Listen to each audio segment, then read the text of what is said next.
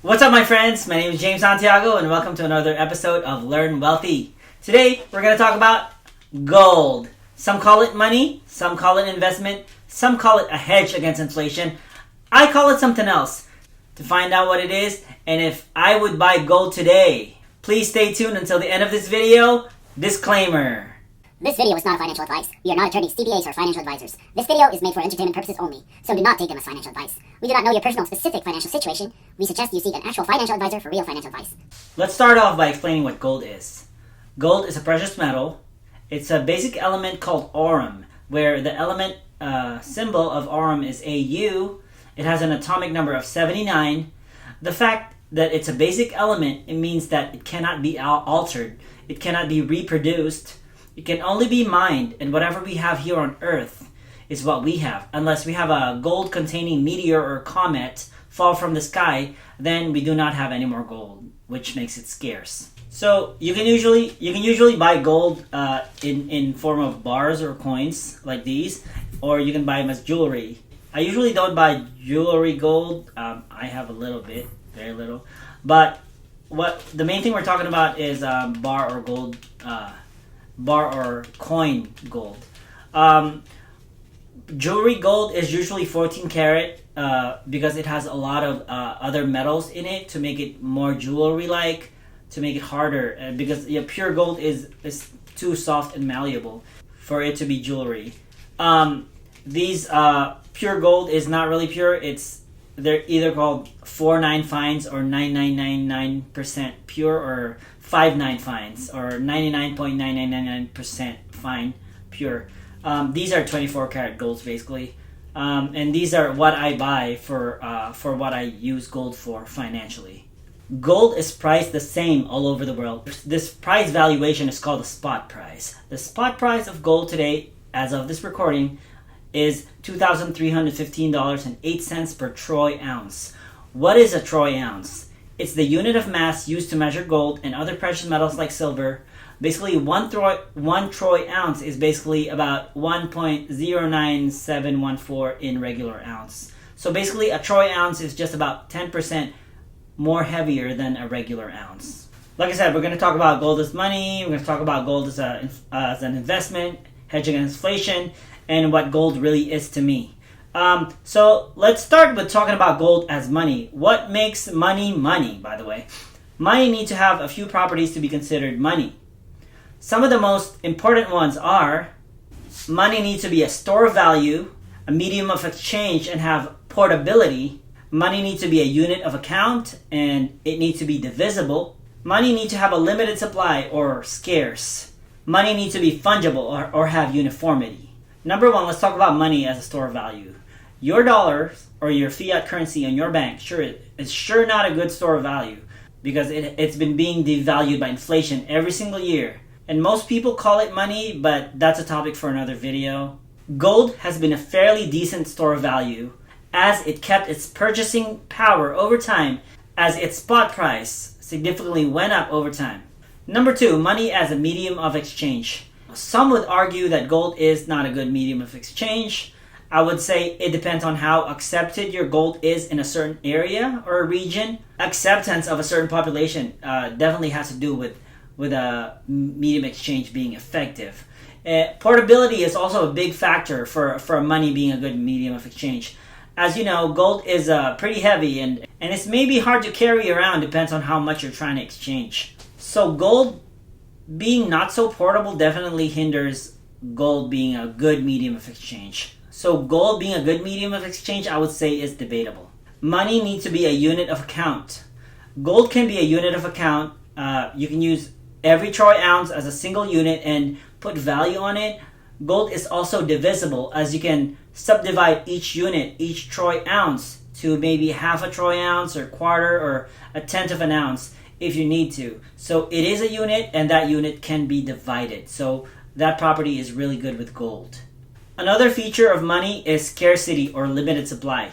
This is another great feature of gold, as you can't just print it like what we do with the US dollars, or like the central bank and US Treasury does with the US dollars. Fungibility is another characteristics of money that gold has. Basically says that one unit should be very similar to another unit. A $1 bill should be the same as the other $1 bill, and an ounce of gold should be very similar between another ounce of gold. You should be able to use the other ounce as well as the other ounce. They should be identical and they should be interchangeable, and that's fungibility.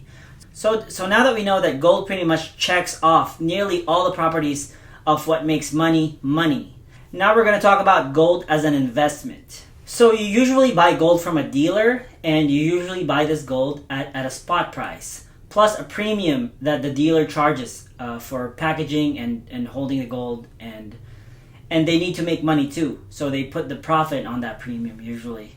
Let's say you're buying 1 troy ounce of gold for a spot price of $2,315 plus $100 premium, maybe even plus a cost of shipping of $50. Then now your 1 troy ounce of gold suddenly costed you a total of $2,465.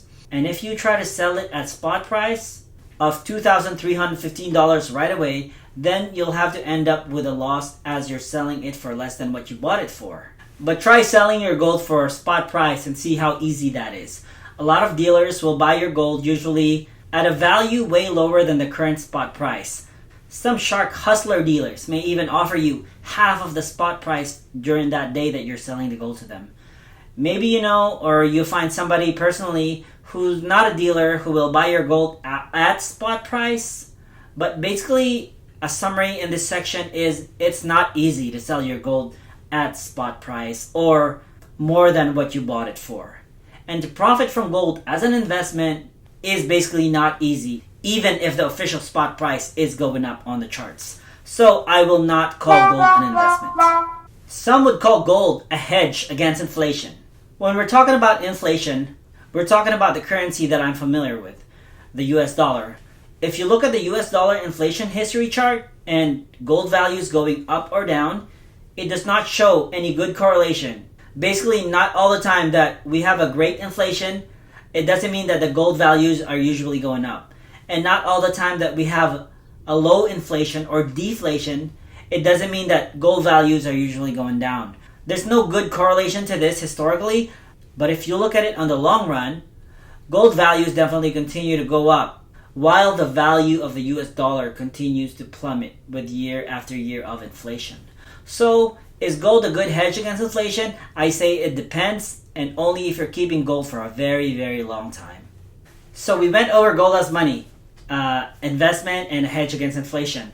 But the real reason why I'm really keeping gold in my portfolio, to me, gold is a form of insurance. As you probably know by now, a good portion of our insurance system and insurance industry is a scam. That's a topic for another video. So I am using gold as my own insurance policy. Some people believe the value of the US dollar will keep inflating into infinity and make the dollar worthless. And the US debt will just go on and on into a debt spiral into infinity. Some people believe that the US dollar will be stronger, at least against other fiat currencies on the DXY. Regardless who's right, regardless what you believe in, I believe by holding gold that I'm holding something that is outside of the system. That regardless of what happens to this US dollar, an extremely manipulated fiat currency, regardless what happens to this, that my gold will not be valued at zero. I may have to sell it at a liquidation cost. I may sell it for way less of how much I originally bought it for. It may also not be as easy to sell in that post-dollar collapse apocalyptic environment, but at least I still have something that I can try to barter. So to me, gold is an insurance, and I make sure I keep a good chunk of it in my portfolio. I choose 10% of my portfolio to be allocated in gold and silver, not specific on how much of that is gold and how much of that is silver. I make sure to not store it in banks because in case of a dollar collapse, then there may also be banking collapse. And if banks close, how can you use or get your gold that is stored in the bank? I make sure to also not store it at home. Keep your family safe. There's bad people out there. If I had to store some at home, I make sure it's an amount that's not even worth it for burglars. that you have some sort of security system or weapons, and the burglars will have to risk facing that for an amount of gold at home that's not even worth it to them. And they're better off robbing something else. I say store most of your gold in a private segregated vault with a private company. The dealer who I buy my gold from online offers this private segregated storage where they have a state-of-the-art security and they can hold your gold for you in different locations outside of your home, even in different states and different countries with private segregated vaults outside a banking system. And sometimes they can even ship it to a specific country on wherever you are. So thank you for staying till the end. This is it, the last question of the day. Will I buy gold today? And my answer is no. I like buying things when they are cheap and selling them when they are expensive. Compared to the US dollar, gold is at an all-time high with a spot price of about $2,315 per troy ounce during the recording of this video. You can argue that, James, the dollar will continue to lose its value, so gold values will just keep on going up because of inflation. And I agree, you're right. That's why I also compare the value of gold with silver using the gold and silver ratio. As of today, in the recording of this video, the gold and silver ratio is 84.43. That means it takes 84.43 ounces of silver to buy just 1 troy ounce of gold. Historically, that's high, which says the gold right now is expensive and at the same time that silver is cheap. So in this present day, I'd rather buy silver instead of gold for the same purpose as insurance. When the gold and silver ratio hits below 50 again, then that's a good sign for me that maybe it's time to buy gold again instead of silver. I'm not a gold dealer. I make no profits from my Learn Wealthy community buying gold or silver, and I'm not biased on gold as well, as we promised. We will stay level-headed as investors in this Learn Wealthy community, and we will try to see beyond hypes and beyond panics. We will not be too bullish on something. Rather, we should analyze the data and facts logically and challenge our own bias. I hope you enjoyed this video, and please stay tuned for the next video.